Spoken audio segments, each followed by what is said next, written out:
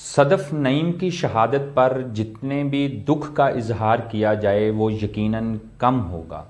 Journalist صدف نعیم کی شہادت کی سب سے بڑی وجہ میرے خیال میں بھی وہی ہے جس کی طرف استاد محترم قاسم علی شاہ صاحب نے نشاندہی کی ہے،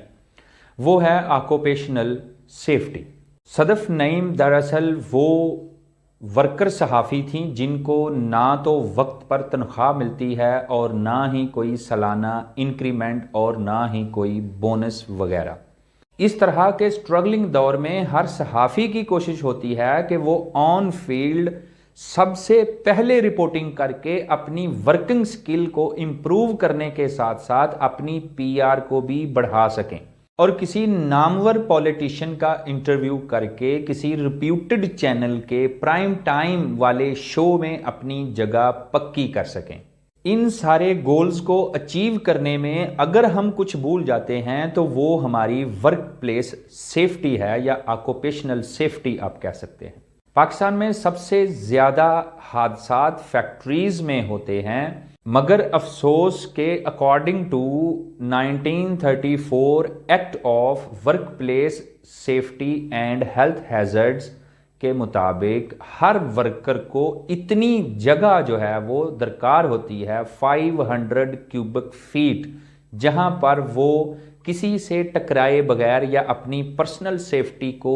مد نظر رکھتے ہوئے آسانی سے کام کر سکتا ہے۔ یہ بڑے افسوس سے کہنا پڑتا ہے کہ آپ اگر واپڈا کا ہی حال دیکھ لیں تو ایک ورکر جو ہوتا ہے وہ جب پول کے اوپر چڑھا ہوتا ہے تاریں لگانے کے لیے تو نہ اس کے پاس فیس شیلڈ ہوتی ہے، تو بعض تو بغیر